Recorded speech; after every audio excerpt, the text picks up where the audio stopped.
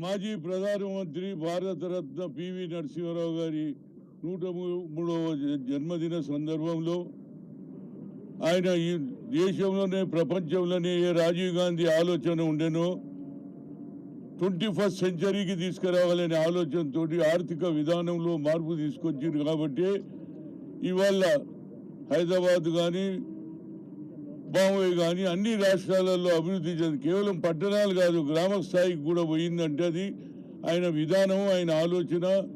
చదువుకున్నటువంటి అన్ని భాషలో ఏ భాష అనే కాదు అన్ని భాషలు తెలిసినటువంటి వ్యక్తి.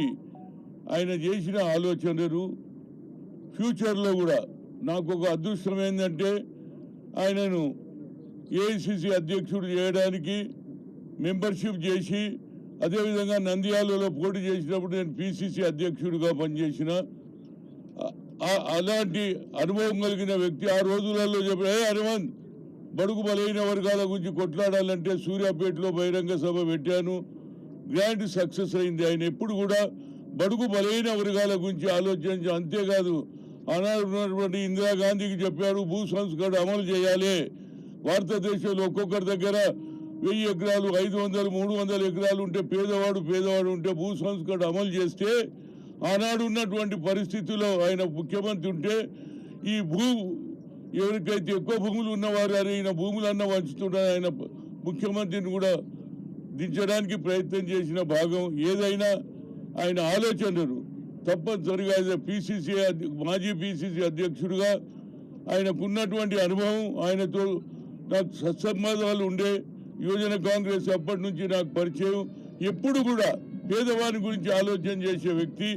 అందులో ఆనాడు అందరూ కూడా రాజీవ్ గాంధీ చనిపోయినప్పుడు అందరూ కూడా ప్రధానమంత్రి కావాలని ఆలోచన చేస్తే మా సోనియా గాంధీ కేవలం దక్షిణ ప్రాంతం నుంచి ఉన్న వ్యక్తి, ఆర్థిక విధానాలు తెలుసు. ప్రతి రెజల్యూషన్ కూడా వారే రాసేది ఏఐసిసిలో. అది పొలిటికల్ రెజల్యూషన్ కానీ అన్ని రెజల్యూషన్ ఆయననే చెయ్యాలని ఆనాడు చాలా మంది పెద్దలు ప్రయత్నం చేసినా మా సోనియా గాంధీ గారు ఆయన నేను ప్రధానమంత్రి చేస్తే ఆ తర్వాత ఆయన ఏఐసిసి అధ్యక్షుడిగా అయ్యి భారతదేశంలో మంచి పేరు సంపాదించుకున్నాడు.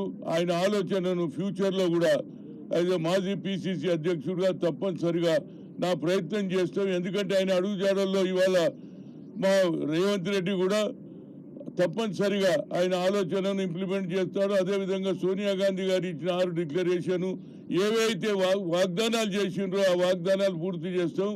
కనుక పివి నరసింహారావు చిరకాలం జబ్ తక్ సూరజ్ చాంద్ రహేగా పివి నరసింహారావు రహేగా అని చెప్తున్నా. వాళ్ళ కుటుంబ సభ్యులు ఇవాళ ఆయన జన్మదినం, ప్రతి సంవత్సరం ఆయన జన్మదినం అది వర్ధంతి కూడా జరుపుకుంటూ ఆయన జ్ఞాపకాలు వచ్చే తరం వారు తెలుసుకొని మంచిగా చదువుకొని విద్యావంతులై ఈ భారతదేశానికి తోడ్పడాలని కోరుతున్నా.